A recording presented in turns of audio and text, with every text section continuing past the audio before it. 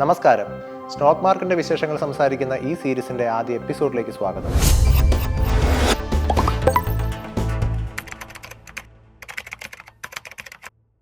ഈ കഴിഞ്ഞ നവംബർ 5-ന് എല്ലാവരും ഉറ്റുനോക്കിക്കൊണ്ടിരുന്ന, പ്രത്യേകിച്ച് ഇൻവെസ്റ്റേഴ്സ് ഉറ്റുനോക്കിക്കൊണ്ടിരുന്ന ഒരു വലിയ ഇവന്റിന് സാക്ഷ്യം വഹിച്ചിരുന്നു. അതായത് US ഇലക്ഷൻ.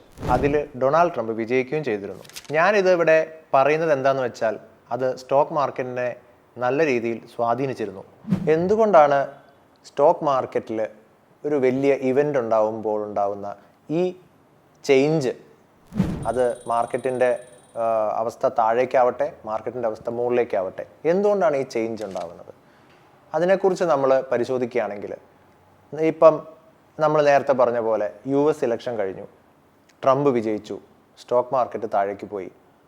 അത് പരിശോധിച്ചാൽ നമുക്ക് കാണാൻ കഴിയുന്നത് സ്റ്റോക്ക് മാർക്കറ്റിൻ്റെ ഈ വീഴ്ച എപ്പോഴും ഇൻവെസ്റ്റേഴ്സിൻ്റെ ഇടയിൽ പോളിസി ചേഞ്ചസിനുള്ള ഒരു എക്സ്പെക്റ്റേഷൻ വരുന്നതുകൊണ്ടാണ്. ആ ഒരു പ്രതീക്ഷയാണ്. പോളിസി ചേഞ്ച് ചെയ്യുമ്പോൾ മാർക്കറ്റിന് സപ്പോർട്ടിങ് ആവുമോ ഇല്ലയോ എന്ന ആശങ്ക. അതുകൂടാതെ എപ്പോഴും ഓവർ വാല്യൂഡ് ആയിട്ട് നിൽക്കുന്ന മാർക്കറ്റ് താഴേക്ക് വീഴുക തന്നെ ചെയ്യും. അതാണ് നമ്മുടെ ഇപ്പോഴത്തെ സ്റ്റോക്ക് മാർക്കറ്റിൽ കണ്ടുവരുന്ന അവസ്ഥ. ഇന്ത്യൻ ഓഹരി വിപണിയെ സംബന്ധിച്ചിടത്തോളം ഹ്രസ്വകാലത്തേക്ക് ദോഷവും ദീർഘകാലത്തേക്ക് ഗുണം തന്നെയായിരിക്കും ഉണ്ടാവുക. ഹ്രസ്വകാലത്തേക്ക് ദോഷമാണെന്ന് പറയാനുള്ള കാരണം, ഇപ്പോൾ ഈ മാർക്കറ്റിൻ്റെ ട്രെൻഡ് കുറച്ച് നാളും കൂടി കണ്ടിന്യൂ ചെയ്യാനുള്ള സാധ്യത വളരെയേറെയാണ്. കാരണം മൊത്തത്തിൽ ഒരു പാനിക് ആവുന്ന അവസ്ഥയാണ് ഇപ്പോൾ മാർക്കറ്റിലുള്ളത്. ഇത് മാറി ഇൻവെസ്റ്റേഴ്സിന് ഇൻട്രസ്റ്റ് നമ്മുടെ എക്കണോമിയിലേക്ക് വരാൻ കുറച്ച് സമയമെടുക്കും. കാരണം ഇപ്പോൾ പിൻവലിച്ച ഫണ്ടുകളെല്ലാം മറ്റു മാർക്കറ്റുകളിലും മറ്റ് ഈൽഡുകളിലും എല്ലാം നിക്ഷേപിച്ചിട്ടുണ്ടാവും. അത് നമ്മുടെ മാർക്കറ്റിലേക്ക് തിരിച്ചു വരാനുള്ള ഒരു സമയം എപ്പോഴും എടുക്കും. അതുകൊണ്ടാണ് ഹ്രസ്വകാലത്തേക്ക് ദോഷവും ദീർഘകാലത്തേക്ക് ഗുണവും ഞാൻ പറഞ്ഞത്. പിന്നെ അടുത്ത കാര്യം, ഇൻവെസ്റ്റേഴ്സിൻ്റെ ഇടയിൽ അവർ ഉറ്റുനോക്കിക്കൊണ്ടിരിക്കുന്ന ഒരു കാര്യമാണ് ട്രംപ് ജയിച്ചതോടുകൂടി അമേരിക്ക ഫസ്റ്റ് എന്ന പോളിസി ട്രംപ് കൊണ്ടുവരുന്ന കാര്യം. അത് കൊണ്ടുവന്നു കഴിഞ്ഞാൽ അമേരിക്ക സ്വയം പര്യാപ്തത എന്ന രീതിയിൽ നിൽക്കാനും അവരുടെ പോളിസികൾ ചേഞ്ച് ചെയ്യാനുമുള്ള സാധ്യത വളരെ കൂടുതലായതുകൊണ്ട് ഈ പാനിക് സിറ്റുവേഷൻ മാർക്കറ്റിൽ എപ്പോഴും ഉണ്ടാവും. ട്രേഡിന് റിലേറ്റഡ് ആയിട്ടുള്ള പാനിക് സിറ്റുവേഷൻസ്. ഒരു എക്സാമ്പിൾ അതിന് പറയുകയാണെങ്കിൽ, ചൈന ഇമ്പോർട്ട് ഡ്യൂട്ടി കൂട്ടിയത് അമേരിക്കയെ സംബന്ധിച്ചിടത്തോളം അവർക്കത് അംഗീകരിക്കാൻ കഴിയുന്ന ഒരു കാര്യമായിരുന്നില്ല. അതുകൊണ്ട് നമ്മൾ നേരത്തെ പറഞ്ഞ പോലെ അമേരിക്ക ഫസ്റ്റ് പോളിസി എന്ന പോളിസി അല്ലെങ്കിൽ ട്രംപിൻ്റെ നിലപാട് കാരണം ഈ ചൈനയുമായിട്ടുള്ള വാണിജ്യ ബന്ധങ്ങളിൽ ഒരു നേരിയ ഇടിവ് വരാനുള്ള സാധ്യത വളരെ കൂടുതലാണ്. അവർക്ക് പോകുന്ന ട്രേഡ് ഓർഡേഴ്സും കാര്യങ്ങളും എല്ലാം കുറയും. ആ ഒരു അവസ്ഥ നമ്മുടെ ഇന്ത്യൻ സ്റ്റോക്ക് മാർക്കറ്റിനെ സംബന്ധിച്ചോളം ഗുണകരമായി ദീർഘകാലത്തേക്ക് അല്ലെങ്കിൽ ദീർഘ നിക്ഷേപകർക്ക് ഗുണകരമായി ഫലിക്കാനുള്ള സാധ്യത വളരെ കൂടുതലാണ്.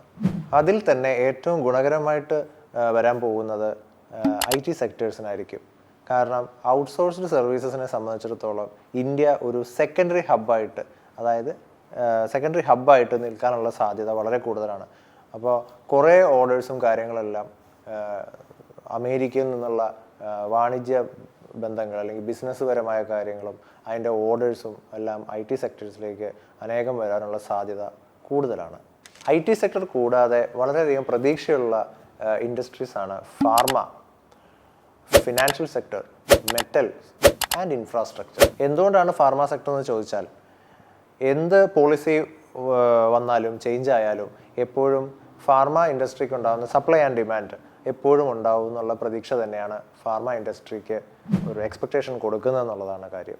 അടുത്തായിട്ട് വളരെയധികം പ്രതീക്ഷയുള്ളൊരു സെക്ടറാണ് ഇൻഫ്രാസ്ട്രക്ചർ ആൻഡ് റിയൽ എസ്റ്റേറ്റ്. നമുക്കറിയാം ട്രംപിൻ്റെ പോളിസികളെല്ലാം എപ്പോഴും എക്കണോമിയെ ബൂസ്റ്റപ്പ് ചെയ്യാനുള്ള ഒരു പോളിസികളൊക്കെ തന്നെയായിരിക്കും. അപ്പോൾ അങ്ങനെ വരുമ്പോഴത്തേക്കും ഗ്ലോബലി മെറ്റീരിയൽ പ്രൈസസ് വളരെയധികം ഉയരാനുള്ള സാധ്യതയും കൂടുതലാണ്. അതോടുകൂടി കൺസ്ട്രക്ഷൻ മേഖലകൾ വളരെ എക്സ്പെൻസീവ് ആവാനുള്ള സാധ്യതയുണ്ട്. എവിടെ? നമ്മുടെ ഇന്ത്യൻ മാർക്കറ്റിൽ കൺസ്ട്രക്ഷൻ മേഖലകൾ എക്സ്പെൻസീവ് ആവുന്നു.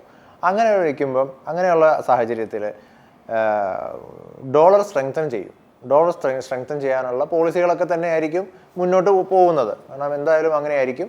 അതോടുകൂടി നമ്മുടെ ഇന്ത്യൻ റുപ്പി വീക്കൻ ചെയ്യാനുള്ള സാധ്യതയുണ്ട്. അങ്ങനെ വരുമ്പോഴത്തേക്കും NRIസിനെ സംബന്ധിച്ചിട്ട് നമ്മുടെ എക്കണോമിയിൽ റിയൽ എസ്റ്റേറ്റിൽ ഇൻവെസ്റ്റ് ചെയ്യാനുള്ള സാധ്യത വളരെയേറെയാണ്. ഇതുപോലെയുള്ള സ്റ്റോക്ക് മാർക്കറ്റിൻ്റെ പുതിയ വിശേഷങ്ങളും സാധ്യതകളുമായി അടുത്ത എപ്പിസോഡിൽ കാണാം. ബൈ.